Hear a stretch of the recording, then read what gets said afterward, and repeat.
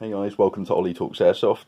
If you're new to the channel, think about subscribing and then you're going to be notified of all my upcoming videos, and there's going to be loads covering lots and lots of different guns, including this one that we're talking about today. This is the Action Army AAP-01.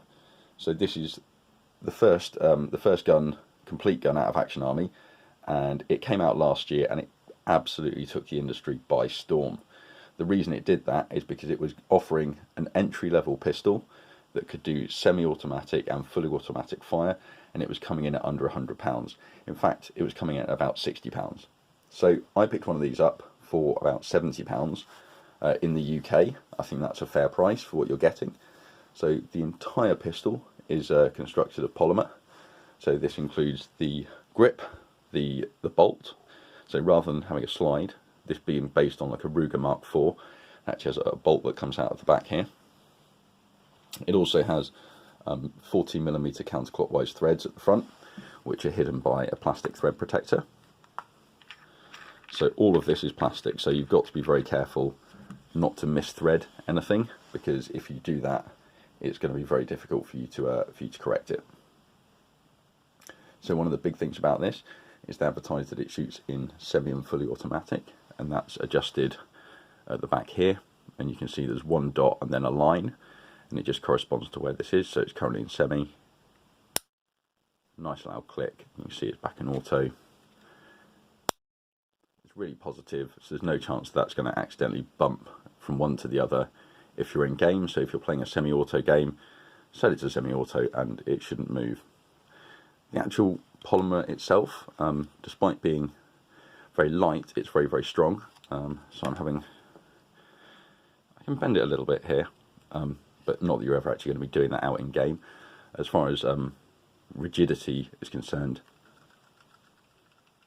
there isn't really any wobble or any flex in this particular pistol. So that's really nice to see. So I've got my scales in here, so let's just see how much it weighs without the magazine.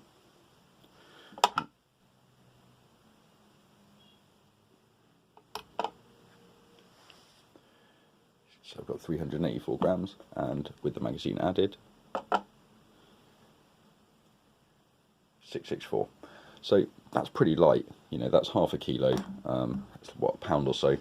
So it's actually going to be quite good if you're looking for a sidearm that's nice and light. I mean, when you compare it to, you know, another fully automatic alternative, so here we've got a WE Glock 18. Without the magazine, is 505 grams. If we had the same unloaded mag, we're now at 785 grams. So it is a bit of a weight saving that you get. But what else do you get with it? Okay, so all of the controls, with the exception of the slide stop here or the bolt stop, are all made of plastic or polymer.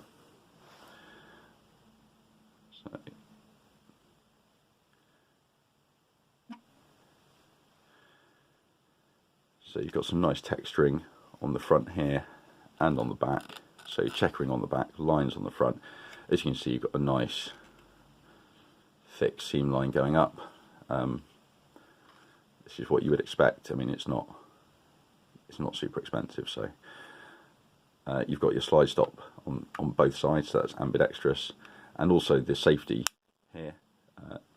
Nice positive clicks. It can be switched either side as well, and I'll show you how to do that in a moment. The trigger here is again made of plastic. So speaking of the trigger, let's have a little go. Let's ghost it.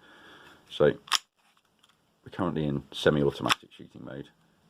So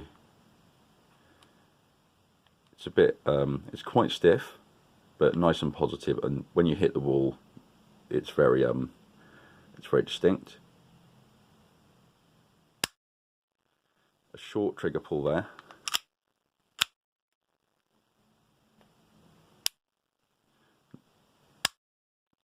So that's really nice. That's only a few mil, and you can hear the reset on it as well.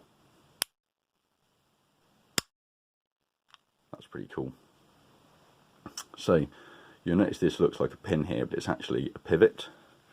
to take the gun apart, you press this section in at the back, you see it go in, the whole bit will tilt upwards, and then you can separate the two halves like so.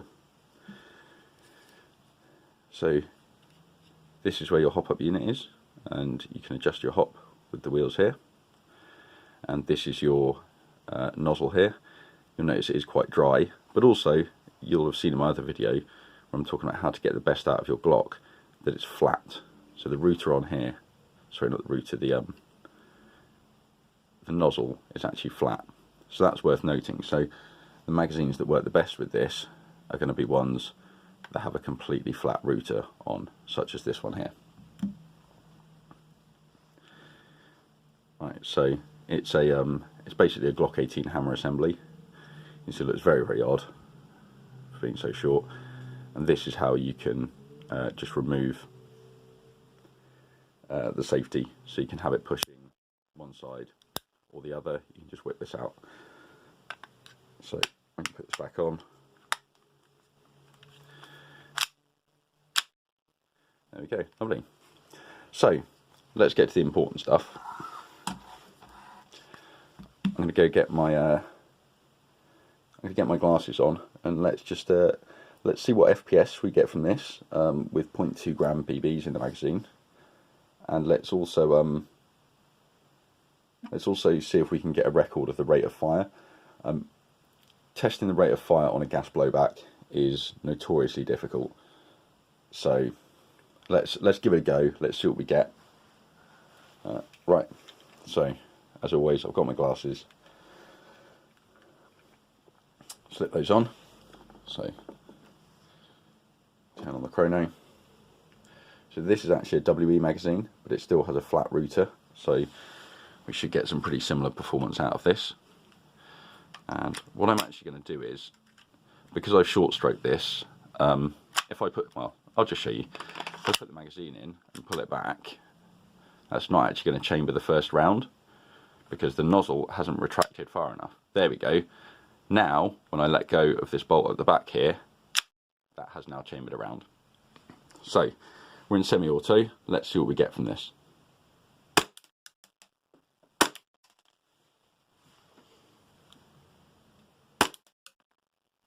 So that's 313, 310, 313, 308. Okay, let's see if we can get a record of the fully auto. I'm going to flick that over, that's now in auto.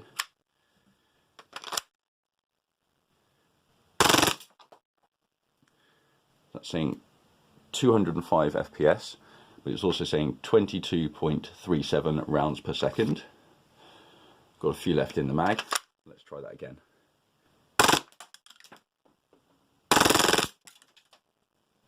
That was 21.1 rounds per second. So, what can you expect to get from this? Beg my pardon. What can you expect to get from this normally, and how did I get that rate of fire? So, take an Allen key,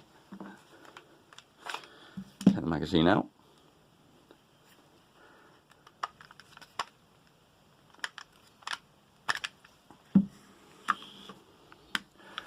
so there's two in the top here,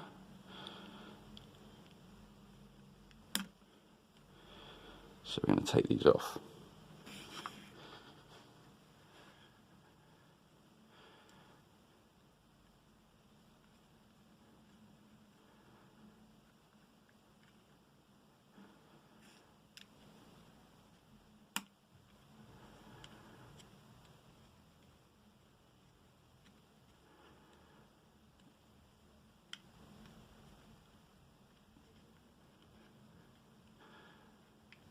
Cool.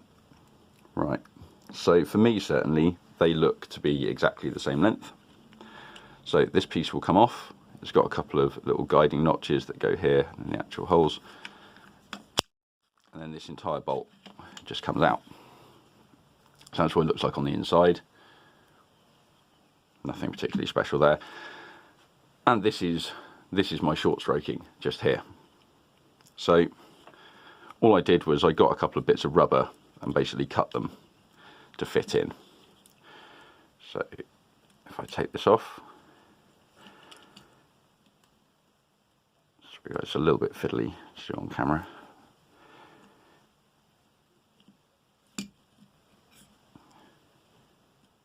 Come on, up you come.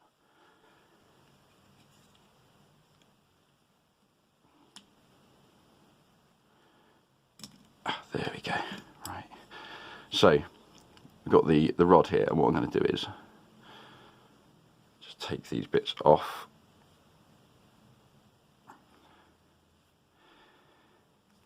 There we go. So that's just the two little rubber sections that I cut roughly to the right size and just dropped in.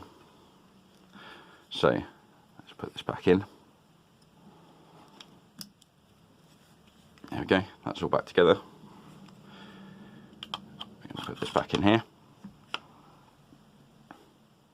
Put our rear sight back on. And then we're going to reinsert the screws.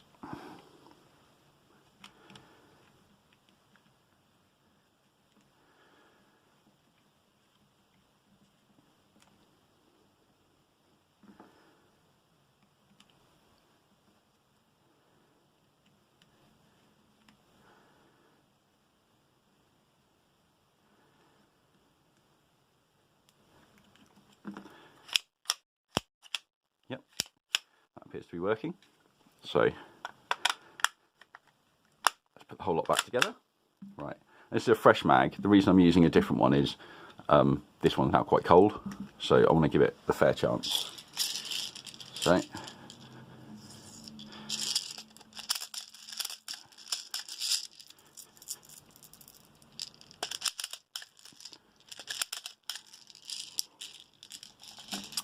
okay, I've still got my glasses on.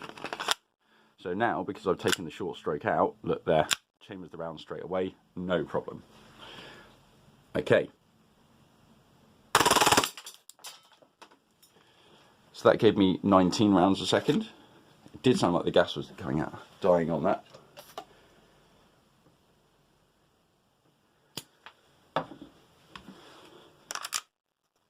So again, it did fire the one out of the chamber. So a fresh round, and it's locked back on the last round there. So gun's now in a safe condition, so we're going to leave that, and that gave us a 19.56 at 237 feet per second. So all in all, I'm quite impressed with this. I haven't really had a chance to go out and test the hop-up, but I know that other people have. The rate of fire out of the box appears to be sort of like 19 rounds a second. You can very easily get a couple of bits of rubber, like I have here, and simply make these for yourself. So just a couple of bits of rubber, free, and that increased my my rate of fire by a couple of rounds a second. So it's a really fun pistol to play with, guys. They're really cheap as well, so there's plenty of things going for it, and the amount of aftermarket parts that you can now get for these, I'm kind of tempted to maybe get another one, or buy a kit to put on it or something like that. But they're a lot of fun, and the fact that they come in so budget friendly means that, yeah, this is going to get my seal of approval. If these were, say, 130, 140 pounds, then you know what, I'd probably say that was too much. But actually coming in at such a bargain basement price, I think everyone should probably own one of these. Anyway, I hope you found that useful. A little bit of short stroking, a little bit of advice on what kind of mags to use in it. If you found it interesting or useful, leave a like. If not, let me know and I'll try and make the next one better. Anyway, take care, guys.